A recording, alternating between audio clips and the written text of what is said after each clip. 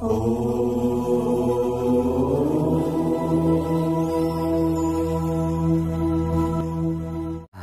ओम। स्वस्ति श्री गणेशाय नमः। ओम नमो भगवते वासुदेवाय।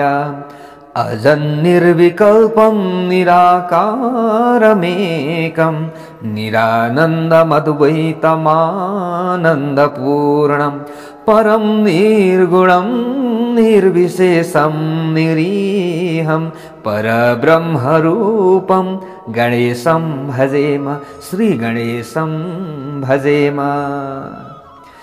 प्यारा प्यारा भक्त सज्जन वृन्दहरू, यतिखेर हजुरहरू श्रवण गर्दै हुनुहुन्छ श्री गणेश पुराण। म टिका पौडेल हजुरहरू समक्षमा धर्ममार्ग युट्युब च्यानलको माध्यमद्वारा श्री गणेश पुराण लिएर उपस्थित भएको छु। श्री गणेश पुराणको महात्म्य खण्डलाई हामीले श्रवण गरिसकेका छौँ। हो प्यारा प्यारा भक्त सज्जन वृन्दहरू, कि महात्म्यको अर्थ हुन्छ महिमा। श्री गणेश पुराणको महत्व कति रहेको छ, श्री गणेश पुराण श्रवण मात्र गर्न सके हामीलाई के हुन्छ भन्ने कुरा हामीले अगाडि श्रवण गरिसकेका छौँ। जो सोमकान्त नाम गरेका राजाको प्रसङ्ग थियो त्यो हामीले श्रवण गर्यौँ। जहाँ जहाँबाट श्री गणेश पुराण हजुरहरूले श्रवण गर्दै हुनुहुन्छ, हजुरहरूमा, तपाईँ र तपाईँको परिवारमा, समाजमा र सम्पूर्ण राष्ट्रमा, विश्वमा श्री गणेश भगवानको कृपा रहोस्। यो महामारी हटेर जाओस्, सम्पूर्ण अमङ्गलहरू हटेर जाओस्, मङ्गलै मङ्गल रहोस्। हामी धर्म मार्गमा लागेका व्यक्तिहरूले सोच्ने नै यही हो र हामी जति छौँ त्यतिले भगवानसँग विशेष प्रार्थना गरौँ। यो नै सबैभन्दा हाम्रो ठुलो धर्म हुन जान्छ। हाम्रो धर्मको रक्षाका लागि हामी उभिनु पर्ने भएको छ।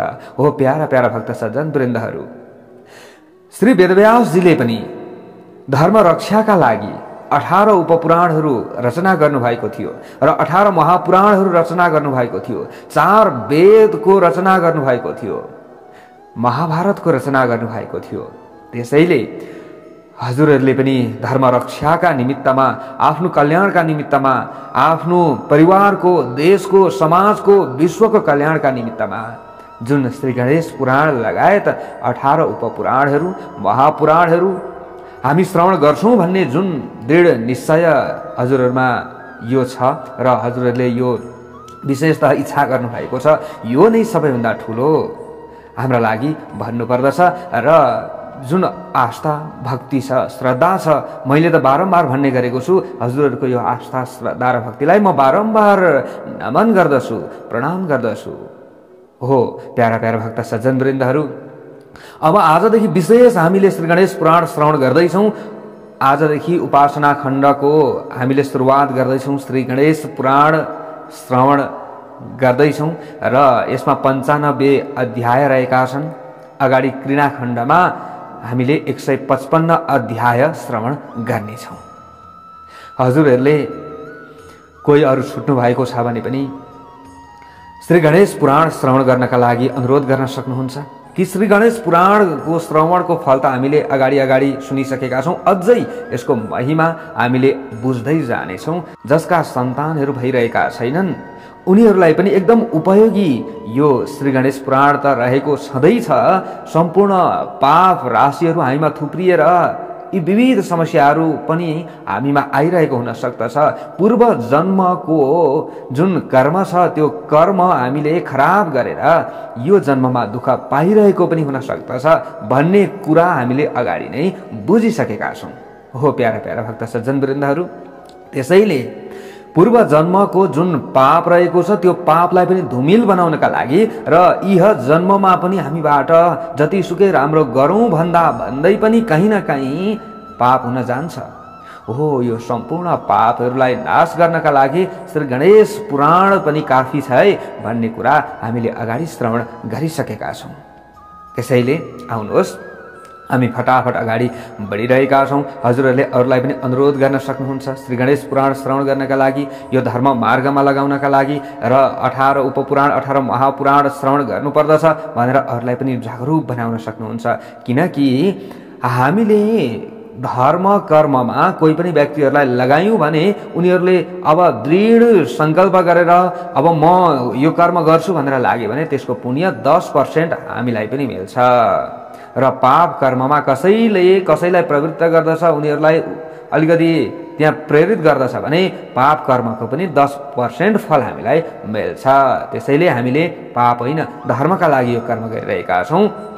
हामीलाई केही पनि अरू चाहिएको छैन, विशेष श्रवण गर्न पाऊँ र श्रवण गराउन पाऊँ, यही हो हाम्रो उद्देश्य। त अरूलाई हामीले विशेष त यो है गणेश पुराण यस्तो छ, अर्को ब्रह्माण्ड पुराण यस्तो रहेको छ विशेषतः, र ब्रह्मा पुराण यस्तो रहेको छ, श्रीमद् भागवत महापुराण यस्तो रहेको छ, अन्य पुराणहरू यस्ता रहेका छन्, वेदहरूमा यस्तो भनिएको छ भनेर बुझाउन पाऊँ, आफूले जानेका कुराहरू ज्ञानहरू बाँड्न पाऊँ, ज्ञान बाँडे पुण्य मिल्छ। यही उद्देश्यका साथमै हामी अगाडि बढिरहेका छौँ। उपासना खण्डमा हो प्यारा प्यारा भक्त सज्जन वृन्दहरू कि अगाडि सोमकान्तको हामीले जुन राजाको प्रसङ्ग श्रवण गरेका थियौँ, लगभग 9 अध्यायसम्म त्यही प्रसङ्गहरू आउँछ। त्यसैलाई म संक्षिप्त रूपमा हजुरहरूलाई श्रवण गराउँछु कि जो सोमकान्त नाम गरेका राजा हुनुहुन्थ्यो, पूर्व जन्मको कर्मले गर्दा पूर्व जन्ममा एक वैश्यका छोरा हुनुहुन्थ्यो। उहाँले चाहिँ पत्नी त एकदम सुशील प्राप्त गर्नुभएको थियो, तर अन्तिममा मति बिग्रियो। यी जो सोमकान्त नाम गरेका राजा हुनुहुन्थ्यो, अहिले पूर्व जन्ममा वैश्यका छोरा हुँदा मति बिग्रिएका कारणले गर्दा श्रीमतीले पनि माइततिर जानु पर्यो। अझ उनले विभिन्न खराब सङ्गतहरूमा लिप्त भए र अन्तिममा उनले यस्ता यस्ता पाप गरे कि त्यो हामीले त्यो वर्णन गरिसकेका छौँ। यो धेरै पापको वर्णन पनि गर्नुभन्दा पनि धर्मको पुण्य प्राप्ति हुने वर्णन हामीले गरियो भने हामीलाई पनि राम्रो हुने हो। हेर्नुहोस्, यहाँनिर भृगु ऋषिले पनि यही भन्नुभयो, हे सोमकान्त राजा, तपाईँको त्यो पापको वर्णन गरेर मैले पनि त्यो पापको लेस भोग्नु छैन, त्यसैले यस्ता पाप त तपाईँले कति गर्नुभयो। त्यसैले अब जे हुनु थियो त्यो त भइसक्यो, अब गर्नुपर्ने उपायको बारेमा म तपाईँलाई बताउँदैछु। हेर्नुहोस्, भृगु ऋषिले पनि यही भन्नुभएको थियो। सोमकान्त नाम गरेका राजालाई कुष्ठरोग लागेको थियो, उहाँ वनमा जानुभयो र भृगु मुनिका छोरा च्यवन मुनिसँग भेट भयो। आफ्नी पत्नी सुधर्माका साथमा 2 जना मन्त्रीहरूका साथमा उहाँ वनमा जानुभएको थियो। अनि भृगु ऋषिको आश्रममा पुग्नुभयो। त्यहाँ भृगु ऋषि र सोमकान्तको चाहिँ राजाको चाहिँ त्यहाँनिर संवाद भएको प्रसङ्गहरू हामीले श्रवण गऱ्यौँ। अनि त्यही संवादका क्रममा भृगु ऋषिले भन्नुभएको थियो, राजन, अब तपाईँको यो कुष्ठ रोगको निवारण भनेको श्री गणेश पुराणको श्रवण नै हो, योभन्दा अरू कुनै उपाय छैन। तपाईँ पूर्व जन्ममा यस्तो यस्तो हुनुहुन्थ्यो, यस्तो यस्तो कर्म गर्नुभयो भनेर सबै सुनाउनु भयो। तर राजालाई संशय उत्पन्न भयो, यो ऋषिले बकवास गरे हुन् कि ढाँटिया हुन् कि भन्ने यो उनमा लागेको मात्रै थियो। त्यतिखेरै भृगु ऋषिमा जुन शक्ति थियो, उहाँ त वेदपाठी हुनुहुन्थ्यो, सम्पूर्ण शास्त्रका ज्ञाता हुनुहुन्थ्यो, त्यसैले उहाँमा शक्ति थियो, ऊर्जा थियो। राजामा यो संशय हुने बित्तिकै राजाको शरीरबाट त अनेकौं चराहरू निस्किएको प्रसङ्ग हामीले श्रवण गर्यौं। त्यही चराले फेरि राजाको शरीरबाट पिप र खुन त बगिरहेको थियो, त्यही बगिरहेकै ठाउँमा डङ्का मार्न थाले। ती चराहरूले चोच गाड्न थाले, चुचो गाड्न थाले। अत्यन्त असह्य भयो झन् अब सोमकान्तलाई। अन्तिममा भृगु ऋषिको शरणमा फेरि गइसकेपछि भृगु ऋषिले हुङ्कार गरेर ती सारा चराहरूलाई भगाइदिनु भयो। त्यस पछाडि भृगु ऋषिले भन्नुभयो, अब तिमीले श्री गणेश पुराण श्रवण गर्छौ त? भन्दा अब म गर्छु गुरुजी, अरू विकल्पै रहेनछ, म जसरी पनि श्रवण गर्छु भनिसकेपछि त्यस पछाडि ल ठिकै छ भनेर भृगु ऋषिले पुराण श्रवण गराउने उहाँले यो अठोट गर्नुभयो, निर्णय गर्नुभयो। त्यस पछाडि सोमकान्तको शरीरमा जुन पाप थियो नि, त्यो पाप नै पिप र रगतको रूपमा बगिरहेको थियो। अब त्यो पाप नै एउटा प्राणीको रूपमा नाकको प्वालबाट बाहिर उत्पन्न भयो।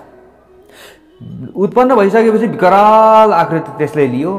अन्तिममा भृगु ऋषिले भन्नुभयो, ए बाबु, तिमी पापको स्वरूप हौ, अब तिमी त्यो आँपको रुख छ त्यहाँ छेउमा, हो यो आँपको रुखमा त्यहाँ एउटा टोड्को छ, त्यो टोड्कामा गएर बस। हेर्नुहोस् है आँपको कति महिमा रहेको छ। यो वैशाख महिनामा त नि हामीले अस्ति जुन वैशाख महात्म्य श्रवण गऱ्यौँ, वैशाख महात्म्य श्रवण गर्दाखेरि पनि आँपको मसला लगाएर शरबत बनाएर अरूलाई खुवाउनु, अरूलाई पियाउनु यो धेरै राम्रो हुन्छ, पुण्यका कामहरू यी हुन् भनेर हामीले भनेका थियौँ। त्यो कुरा हजुरहरूले त्यो प्रसङ्गहरू श्रवण गरिसक्नु भएको छ। आँपको धेरै ठुलो महिमा रहेको छ। आँपको समिधा हामीले घरमा बालियो भने त्यसले वायु प्रदूषण हुँदैन, वायुलाई स्वच्छ गराउँछ। हेर्नुहोस् आँपको समिधा बालेर नि त्यहाँ हवन गरियो भने त्यस्तो पुण्य, यसरी धेरै पुण्य मिल्छ। यही कुराहरू विभिन्न रहेका छन्। यस्ता प्रसङ्गहरू हामीले अगाडि पनि श्रवण गर्नेछौँ। भृगु ऋषिले भन्नुभएको थियो त्यो पाप रूपी मूर्तिलाई, त्यो प्राणीलाई गएर टोड्कामा बस भन्ने बित्तिकै त्यहाँ गएर यसो बस्नका लागि स्पर्श मात्र गरेका थिए ती प्राणीले। त्यो आँपको रुख त एकदम दाउरो भएछ नि, खरानी पनि भएछ। कति खरानी भयो, कति दाउरो भयो, सुक्यो जडाम जुडुम। अन्तिममा त्यो प्राणीले भृगु ऋषिको डरबाट त्यही खरानीमा ऊ विलिन हुनु पर्यो, त्यही खरानीमा त्यो प्राणी विलिन भयो। अब हेर्नुहोस् त्यस पछाडि अब सोमकान्त राजालाई विश्वास भयो, ओहो हो यी गुरु त निकै महान रहेछन्। त्यति मात्र होइन कि श्री गणेश पुराण त यति महान रहेछ। श्री गणेश भगवानको 108 नाम जपेर मेरो शरीरमा फ्याँक्ने बित्तिकै मेरो शरीरबाट पाप नै एउटा प्राणी भएर बाहिर निस्कियो। अहिले त्यो निस्किएको प्राणीले आँपको रुख छुँदै यो आँपको रुख खरानी भयो भनेपछि त ओहो मैले कति पाप गरेको रहेछु। अब त्यस पछाडि सोमकान्त राजाले भृगु मुनिबाट अब म श्रवण गर्न चाहन्छु श्री गणेश पुराण भनिसकेपछि अब भृगु ऋषिले पनि अगाडि भन्नुभएको थियो कि श्रेणुष्वावहितो भूत्वा तत्पुराणं वदाम्यहम् अनन्त पुण्य निचयैर यस्य श्रवण गोचरा। हे राजा तपाईँ सावधान हुनुहोस् है त, श्री गणेश पुराण अब पुरा सुन्नुहोस्। त्यहाँ त हामीले महिमामा त श्रवण गरिसकेका छौँ, महात्म्यमा त कि उहाँले पुरा श्री गणेश पुराण श्रवण गर्नुभयो। अनि त्यस पछाडि उहाँ चाहिँ श्री गणेशको धाममा जानुभयो भन्ने प्रसङ्ग हामीले श्रवण गऱ्यौँ। तर अब सोमकान्त राजाले भृगु मुनिबाट श्री गणेश पुराणभित्रका कस्ता कस्ता प्रसङ्गहरू श्रवण गर्नुभयो त भन्ने कुरा अब यहाँबाट आउँछ। हामीले उपासना खण्डको 1 अध्यायदेखि लिएर 9 अध्यायसम्ममा यी प्रसङ्गहरू हामीले जुन महात्म्य खण्डमा श्रवण गरेका थियौँ त्यही प्रसङ्ग हामीले यहाँ श्रवण गऱ्यौँ। अब यहाँबाट उता हामीले अरू श्रवण गर्दैछौँ। भृगु मुनिले भन्नुभयो अनन्त पुण्यको राशि भएपछि मात्र मानिसका हृदयमा श्री गणेश पुराण सुन्ने यो बुद्धि पैदा हुन्छ। तपाईँमा पनि अहिले यो बुद्धि पैदा भएको छ। पापी मानिसहरूका हृदयमा त्यस्तो बुद्धि कहिले पनि उत्पन्न हुँदैन। केवलानन्द स्वरूप जुन श्री गणेश भगवान हुनुहुन्छ उहाँको वास्तविक स्वरूपलाई ब्रह्मा शिव आदि देवताहरूले पनि जान्न धेरै कठिन रहेको छ। हे राजन अब यज्ञ विध्वंस भइसकेपछि शोक सन्तप्त दक्ष प्रजापतिले पनि यो श्री गणेश पुराण मुद्गल ऋषिबाट सुन्नु भएको थियो र उहाँले पनि आफ्नो दुःख र पीडालाई हटाउनु भएको थियो। हे राजन सबै प्रकारका सिद्धि प्रदान गर्ने श्री गणेश मा जुन मानिसको दृढ भक्ति हुन्छ नि त्यसले मात्र यो पुराण सुन्ने अवसर प्राप्त गर्दछ, जोसुकैले प्राप्त गर्दैन। यस्य भक्तिर दृढा राजन गणेशे सर्वसिद्धिदे। त्यस्ता मानिसलाई मात्र वक्ताले पनि सुनाउनु पर्दछ। यो पनि केही प्रसङ्गहरू हामीले अगाडि श्रवण गरिसकेका छौँ। यदि सबै मानिसले विघ्न विनाशक श्री गणेशको सेवा गर्दछन् भने कसरी उसका छेउमा विघ्न आउँछ त? कहिले पनि आउँदैन। सम्पूर्ण त्यो विघ्नहरूबाट हटेर जान्छ। वर्तमान भूत र भविष्य जान्नेवाला जो वेदव्यासजी हुनुहुन्थ्यो नि, वेदव्यासजीले यस पुराणको रचना गर्नुभएको हो। दुःखान्यनुभवेयुके नाना विरह जान्युत। भगवान वेदव्यासले जुन वेदार्थ नजान्ने, वेदको अध्ययन नगर्ने र वर्ण र आश्रमका आचार र विचारको पालन नगर्ने जाति शङ्कर मानिसहरूको सङ्ख्या बढाउने कुटिल र पापी जुन कलिकालिक मानिसहरूलाई देखेर धर्मको रक्षाका निमित्त उहाँले 18 उपपुराण 18 महापुराणहरूको रचना गर्नुभएको थियो। यहाँनिर हेर्नुहोस् त, अघि मैले जुन भनेको थिएँ ठ्याक्कै त्यही प्रसङ्ग आयो फेरि। त्यसैले हामी पनि धर्म रक्षाका लागि जागरुक हुनुपर्दछ। हामीले श्रवण गऱ्यौँ भने हाम्रा बालबच्चाहरूले पनि सुन्छन्। ओहो, हाम्रा बुबा हाम्रा मातापिताले हाम्रा हजुरबा हजुरआमाले त जहिले यस्ता पुराणहरू सुन्नुहुन्थ्यो, हामीले पनि सुन्नुपर्ने रहेछ भनेर केही न केही ज्ञान घुस्छ। त्यसैले यो धर्म रक्षा हुँदै हुँदै जान्छ र धर्मको रक्षा गर्नु नै हाम्रो पनि रक्षा हुनु हो, धर्मको नाश गर्नु नै हाम्रो नाश हुनु हो। त्यसैले हामीले यो कार्यलाई निरन्तरता अवश्य पनि दिनुपर्छ र दिन जरुरी पनि रहेको छ। हो प्यारा प्यारा भक्त सज्जनवृन्दहरू, हेर्नुहोस् त, वेदव्यासजीले धर्म रक्षाका लागि यही भनियो यहाँनिर। हेर्नु है, कलौ विलोक्य तु राजन कुटिलान पापकारिणः अष्टादश पुराणानि कृतवान धर्मगुप्तये। धर्म रक्षाका लागि उहाँले 18 उपपुराण 18 महापुराण आदिको रचना गर्नुभएको थियो। मानिसहरूले मानव जीवनको प्रयोजन र कर्तव्यको विषयमा बुझ्ने अवसर प्राप्त गरे यी पुराणहरूबाट। ती सबै पुराण र श्री गणेशबाट धेरै मानिसहरूले भगवान श्री गणेशको स्वरूप र महिमा बुझ्ने अवसर पनि पाएका छन्। अब अगाडि भृगुमुनिले भन्दै हुनुहुन्छ, नारायणं स सम्भूतः पाराशर्यो महामुनिः अतीतानागत ज्ञानी वेदशास्त्रार्थ तत्त्वविद। अतीव एवं भविष्यका द्रष्टा, वेद एवं शास्त्रका अर्थज्ञाता र नारायणको अंशबाट उत्पन्न पराशरका सुपुत्र महामुनि वेदव्यासले सर्वप्रथम एउटा वेदलाई 4 भागमा विभाजन गर्नुभयो, सबैभन्दा सुरुवातमा। हेर्नुहोस् है, र वेदार्थको ज्ञान सजिलैसँग सबैले गर्न सकुन् भन्ने आशयले विद्या मतको गर्वले युक्त भएर पुराण वाङ्मयको निर्माण गर्न आरम्भ गर्नुभयो। अब उहाँले पुराणको रचना सुरु गर्दा प्रमादवश ग्रन्थ समाप्तिको साधन मङ्गलाचरण गर्नु भएन छ। अब मङ्गलाचरण त श्री गणेशबाट गर्नुपर्ने हो, तर पुराणको रचना सुरु पनि गर्नुभयो। हेर्नुहोस् है, तर त्यस्ता विद्वान व्यक्तिमा पनि यो ज्ञान भएन। हेर्नुहोस् है, त्यसैले हामीले श्री गणेश भगवानकै लीलागाथाबाट हामीले पनि 18 महापुराण 18 उपपुराणको सुरुवात गरेका छौँ। यही ग्रन्थहरूलाई पढेर जानेर हामीले हतार हतार अरू पुराणहरूको सुरुवात गरेका छैनौँ है। हेर्नुहोस्, अब यहाँ सुन्दै जाउँ है त। अब यहाँ के हुन्छ, मैले आफ्नो गोजीबाट बताएको छुइनँ, जुन यहाँ छ त्यही म हजुरहरूलाई श्रवण गराउने हो। अब यहाँनिर हेर्नुहोस्, उहाँले पुराणको रचना सुरु गर्नुभयो, तर प्रमादवश नि ग्रन्थ समाप्तिको जो साधन थियो मङ्गलाचरण उहाँले गर्नु भएन, सुरुवातमा पनि अन्तिममा पनि।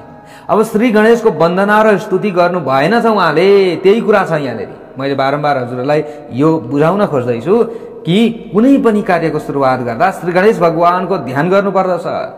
पुराणको श्रवण गर्न सुरुवात गर्दाखेरि पनि श्री गणेश पुराणबाट हामीले श्रवण गरियो भने त्यो हाम्रो लागि सार्थक हो। मैले भन्न खोजेँ हजुरहरूलाई, गणेशस्य नाति वापि स्तुतिम वा तस्य वा क्वचित। हेर्नुहोस्, ततो विघ्नाभिभूतः सन्नर्थम कश्चन नास्मरत्। अब हेर्नुहोस् है, त्यसकारण पुराणको रचना गर्ने कार्यमा विघ्न आइलाग्यो, बिचैमा विघ्न आइलाग्यो। पुराण रचना गर्दै हुनुहुन्थ्यो, बिचैमा विघ्न आइलाग्यो, त्यसलाई पुरा गर्न पाउनु भएन। विघ्नद्वारा अभिभूत जो वेदव्यास हुनुहुन्थ्यो, व्यासदेवले कुनै पनि अर्थको स्मरण निर्क्यौसँग गर्न सक्नु भएन। अब विघ्न आइलाग्यो नि त। लौकिक र अलौकिक दुवै विषयमा उहाँलाई भ्रान्ति मात्र भयो। नित्य नैमित्तिक र काम्य स्रोत एवं स्मार्थ कर्मको विषयमा वेदको व्याख्या गरेर यथार्थ सन्देश दिने सर्वज्ञ विद्वान भएर पनि भगवान वेदव्यास मन्त्र र औषधिबाट पराक्रमहीन एवं विवश बनेको सर्पराज झैँ स्तब्ध हुनुभयो। अब उहाँ आफूले विचार गर्दा यस्तो किन भयो भन्ने कुराको कारण पनि फेला पार्न सक्नु भएन।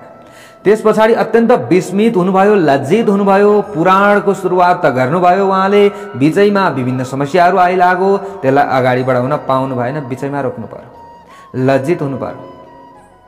हेर्नुहोस्, अब अहिले त हामी कलिकालका मानिसहरू हौँ, त्यसैले हामीले पनि अब यो सुरुवात गरेका छौँ, बिचमा कोही बेला शरीरले साथ नदेला अथवा केहीले साथ नदेला, त्यस्तो अवस्थामा एक दुई दिन रोकिन पनि सक्छ। मैले अगाडि नै हजुरहरूलाई विशेषतः सावधान गराएको छु। तर त्यस्तो रोकिएको अवस्थामा पनि हजुरहरूले श्री गणेश पुराण श्रवण गर्दै गर्दा दियो बाल्नु भएको छ श्री गणेश भगवानको अगाडि भने त्यसलाई चाहिँ निरन्तरता दिनुहोला, यो कुरा हो विशेष। र हामी अवश्य पनि पुरा गर्छौँ, जसरी हुन्छ हामीले पुरा चाहिँ गर्छौँ। अब हेर्नुहोस् है, अब यहाँनिर वेदव्यासजीले अब विघ्न आइलाग्यो, सत्यलोकमा जानुभयो, तुरुन्त अब ब्रह्माजीका समीपमा जानुभयो र आधारपूर्वक उहाँ गएर वेदव्यासजीले ब्रह्माजीका वरिपरि विराजमान देवगण र देवर्षिका साथै भगवान ब्रह्माजीलाई प्रणाम गर्नुभयो। नमस्कृत्य देवगणान् देवर्षिन् कमलासनं पूजितो ब्रह्मणा दत्ते निशासादासने शुभे। प्रणाम गर्नुभयो। ब्रह्माजीद्वारा सत्कार प्राप्त गर्नुभएका वेदव्यास उहाँले दिनुभएको मङ्गलमय आसनमा पनि बस्नुभयो। त्यस पछाडि पराशर नन्दन महामुनि वेदव्यासजीले आफ्ना हातले ब्रह्माजीका दुई पाउ स्पर्श गर्नुभयो र नम्र भएर ब्रह्माजीसँग प्रश्न गर्नुभयो। वेदव्यासजीले अब के भन्नुहुन्छ? ब्रह्मन्नदभूतमेतद्धि किं मे दैवादुपस्थितां वेदार्थानि पुराणानि कर्तुं मे बुद्धिरादृता।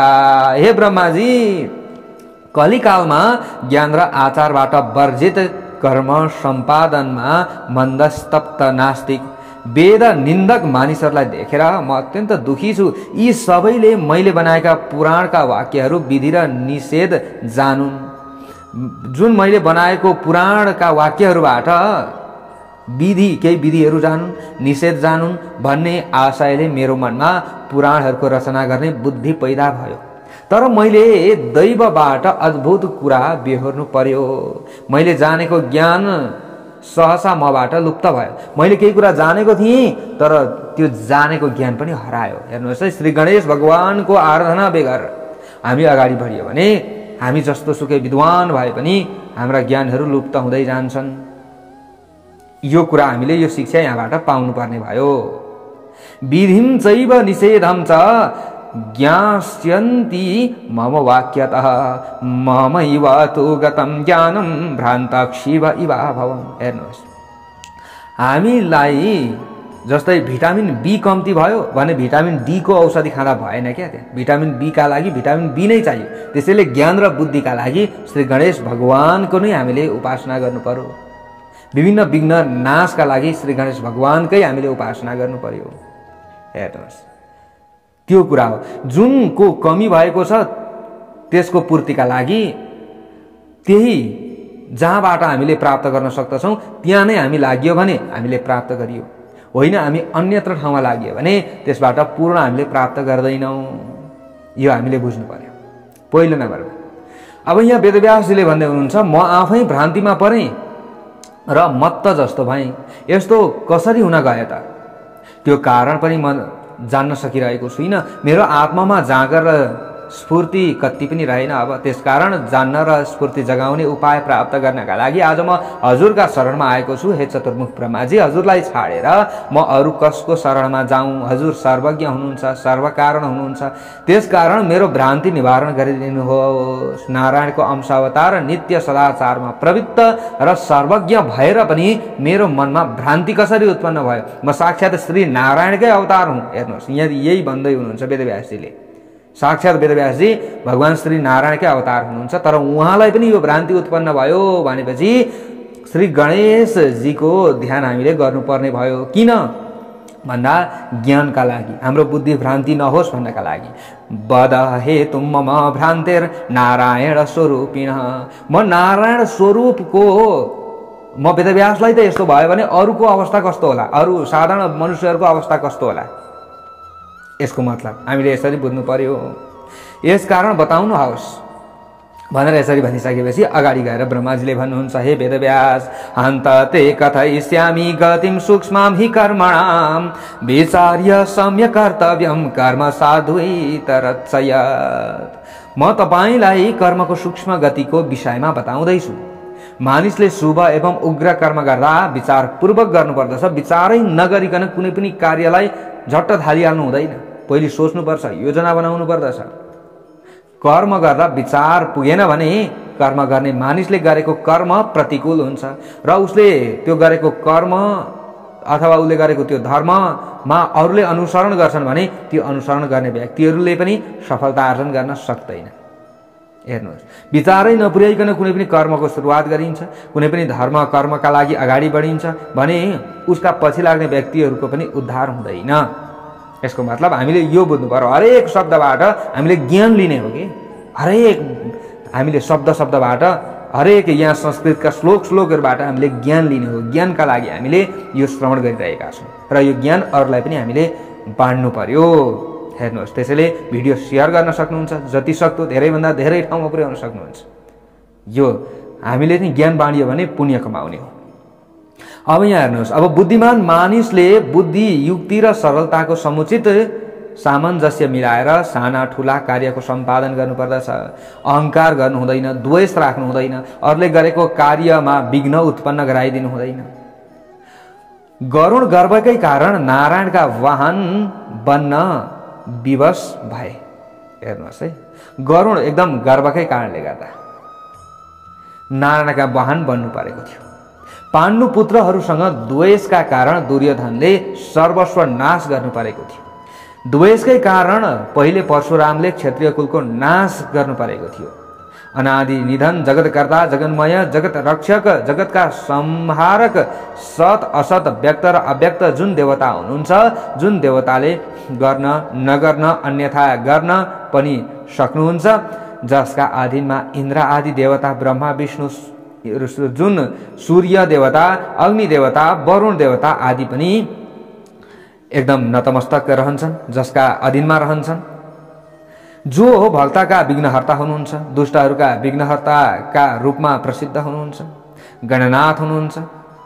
प्रभुका सामु हे वेदव्यास, तपाईले विषय ज्ञानको अभिमान देखाउनु भयो। मसँग ज्ञान छँदैछ हे, गणेशको ध्यान नगरिकन, गणेश पुराणको सुरुवात नगरिकन अन्य पुराणको मैले सुरुवात गर्दा भइहाल्छ नि भन्ने तपाईमा यो अभिमान आयो। यो तपाईमा चाहिँ अहङ्कार पनि आयो एक प्रकारको, म भन्दा जान्ने कोही पनि छैन भन्ने यो तपाईमा आयो। म सर्वज्ञ हुँ, मेरो पछि सबै लागेका छन् भन्ने यो तपाईमा लाग्यो। यो ठानेर तपाईले श्री गणेशको आराधना गर्नु भएन। अब तपाईको कल्याण हुन्छ त? तपाईको पनि हुँदैन, अरूको पनि हुँदैन। तपाईले पुराणको रचनाको आरम्भमा न श्री गणेशको न त अरू कुनै देवताको सम्झना गर्नुभयो। अरू देवताको कुरा भन्दा पनि श्री गणेशको सम्झना गर्नै पर्थ्यो। श्री गणेश पुराणको सुरुवात तपाईले गर्नै पर्थ्यो। त्यसकारण हे निष्पाप व्यास, तपाईको मनमा भ्रान्ति पैदा भएको छ। अहिले गरौँ कि नगरौँ कि, समस्या आयो के आयो, हरेक दुःखमा परे, यस्तो भइरहेको छ अहिले तपाईलाई। सबै कार्यको आरम्भ, प्रवेश र निर्गम काल र स्रोत एवं स्मार्त कार्यको सम्पादनमा जसको स्मरण गरिएन भने विघ्न प्राप्त हुन्छ, जसलाई परम आनन्द, परम गति र परब्रह्म पनि भन्ने गरिन्छ। ती वेद र शास्त्रका रहस्य जान्ने विद्वानहरूद्वारा आराध्य जो गजानन प्रभु हुनुहुन्छ, जो श्री गणेशको शरणमा तपाईँ श्रद्धापूर्वक जानुहोस्। तपाईँ अब उहाँको शरणमा जानुहोस्। हेर्नुहोस्, यदि तपाईँ उहाँको शरणमा जानु भएन भने अब तपाईले अरू पुराणहरू भन्दै गर्दाखेरि पनि धेरै समस्याहरू पर्छ, अरू पुराणहरू लेख्दै गर्दाखेरि पनि समस्या पर्छ र अगाडिको पनि सबै व्यर्थ भयो। अब तपाईले के गर्नुहुन्छ? श्री गणेश प्रसन्न हुनुभयो भने उहाँले तपाईको इच्छा पूरा गरिदिनुहुनेछ। त्यसैले सचेत प्रसन्नो भगवान वाञ्छितं ते करिष्यति, नो चेत वर्ष सहस्रेण न स्ववाञ्छामवाप्स्यसि। उहाँको शरणमा तपाईँ जानुभयो भने तपाईको इच्छा उहाँले पूरा गरिदिनुहुन्छ अवश्यै पनि, यसमा कुनै संशय छैन। तर उहाँ रिसाउनु भयो भने हजारौं वर्ष लगाएर कार्य गरे पनि तपाईको त्यो इच्छा कहिल्यै पूरा हुने छैन। ल हेर्नुहोस् त कस्तो राम्रो कुरा आयो यहाँ। नो चेत वर्ष सहस्रेण न स्ववाञ्छामवाप्स्यसि। त्यसैले तपाईले श्री गणेशको स्मरण गर्नु पर्थ्यो, यो तपाईले भुल गर्नुभयो नि। वेदव्यासजीले अगाडि गएर भन्नुहुन्छ कोशो गणेश किं चास्य रूपं वेद्यं कथं च तत् कस्य वायं प्रसन्नो भूत् पूर्वं हि चतुरानन। ए चतुर्मुख विधाता, या भन्दै हुनुहुन्छ हे चतुर्मुख विधाता, श्री गणेश को हुनुहुन्छ, उहाँको स्वरूप कस्तो छ, त्यो स्वरूप कसरी जान्न सकिन्छ। यो भन्दा पहिले श्री गणेश कोसँग प्रसन्न हुनुभएको थियो, उहाँका कति अवतार भए र ती अवतारहरूमा उहाँले कस्ता कस्ता के कार्य सम्पन्न गर्नुभयो त। सर्वप्रथम उहाँको पूजा कसले गर्यो त, कुन समयमा कसले कसरी उहाँको सम्झना गर्यो। ए दयालु पितामह, मैले त उहाँको स्वरूपको बारेमा जानेकै छुइनँ। ल हेर्नुहोस् है, त्यस्ता विद्वान व्यक्ति वेदव्यासजी जो नारायणकै अंश हुनुहुन्छ, तर उहाँ पनि भन्दै हुनुहुन्छ कि म त श्री गणेश भगवान को हुनुहुन्छ उहाँको बारेमा त जानेकै छुइनँ। ल हेर्नुहोस्, अब हामीले जतिसुकै जान्ने भएर पनि के गर्नु। उहाँ श्री गणेश को हुनुहुन्छ त। हे दयालु पितामह, चित्तमा विक्षेप भई हजुरका सामु जिज्ञासा प्रकट गर्ने मलाई यी प्रश्नहरूको उत्तर दिनुहोस्। उहाँ जान्नु त हुन्थ्यो, हेर्नुहोस् है, हामीले यो बुझ्नु पर्दछ, उहाँ जान्नु त हुन्थ्यो, तर श्री गणेशको ध्यान नगरिकन, श्री गणेश पुराणको रचना नगरिकन, श्री गणेश पुराण नभनिकन उहाँले अन्य पुराणहरूको सुरुवात गरिदिनु भयो। त्यसैले उहाँमा भएको ज्ञानहरू नाश हुँदै गयो, ज्ञान सकिँदै गयो। त्यस पछाडि चाहिँ अहिले उहाँ ज्ञान शून्य हुनुभएको छ वेदव्यासजी, अनि मात्र उहाँ ज्ञान शून्य हुनुभयो। अब अरू पुराणहरू रचना गर्न नसक्ने हुनुभयो, समस्या भयो बिचैमा, यो ज्ञान मेरो कहाँ हरायो त, सबै म जान्दथेँ, सबै कुरा मलाई थाहा थियो भनेर अन्तिममा केही पनि ज्ञान नभइसकेपछि, शून्य भइसकेपछि मात्र उहाँ चतुर्मुख पितामह जो ब्रह्माजी हुनुहुन्थ्यो उहाँ जानुभएको थियो वेदव्यासजी। त्यसैले यहाँ भन्दै हुनुहुन्छ अहिले त उहाँसँग ज्ञान छैन नि त, त्यसैले अब ज्ञान शून्य भएको छु मलाई त अहिले केही थाहै छैन, को हुनुहुन्छ उहाँ, यो सबै म कुरा जान्न चाहन्छु। यस्तो हुनुभयो, हेर्नुहोस् है। त्यसैले हामीले बारम्बार भनेका छौँ, त्यसैले त हामीले श्री गणेश पुराणबाटै सुरुवात गरेका छौँ, 18 उपपुराणको 18 महापुराण। यो शास्त्र पढेर केही कुरा जानेरै हजुरहरूलाई हामीले भरसक धर्म मार्गमा लगाउँ, विभिन्न समस्याहरू परिरहेको छ, ती समस्याहरू हामीलाई नआओस् भन्नका लागि नै हामीले यो प्रयत्न गरिरहेका छौँ। हेर्नुहोस्, यो कुरा हो, हामी अहङ्कारी भएर, हामी धेरै जान्ने भएर पनि होइन। हेर्नुहोस्, यो नसोच्नु होला, मैले हजुरहरूलाई बारम्बार भनेको छु, म त एउटा सानो बच्चा हो, हजुरहरू नै महान हुनुहुन्छ, श्रेष्ठ हुनुहुन्छ। यहाँ अब वेदव्यासजीले यही भन्दै हुनुहुन्छ, पितामहजी म त यो सबै कुरा जान्न चाहन्छु कि उहाँले कस्ता कस्ता कार्य गर्नुभयो, के गर्नुभयो, यो सबै ममा जिज्ञासा उत्पन्न भयो। अहिले मेरो बुद्धि सबै हराएको छ। मम विक्षिप्त चित्तस्य पृच्छत पितामह एतत् सर्वं सुविस्तार्य ब्रूहि मे करुणानिधे। चित्तमा विक्षेप भएको छ, हजुरका सामु जिज्ञासा प्रकट गर्ने मलाई यी सबै मैले अहिले सोधेका प्रश्नहरूको उत्तर दिनुहोस्, सबै कुराको रहस्य राम्ररी खुलाइदिनुहोस् भनेर यसरी वेदव्यासजीले अब चतुर्मुख ब्रह्माजीसँग प्रश्न गर्नुभएको छ। हामीले उपासना खण्डको 1 अध्यायदेखि लिएर 10 अध्यायसम्मको कथा प्रसङ्ग आज हजुरहरू समक्षमा राख्यौँ। भोलिदेखि 11 अध्यायदेखि हामी सुरुवात गर्नेछौँ। आजको प्रसङ्गबाट म टिका पौडेललाई बिदा दिनुहोस्। सबैको जय होस्, कल्याण होस् भन्दै म बिदा हुन चाहन्छु। जय श्री हरि, जय श्री राधे, श्री गणेश भगवानको जय होस्।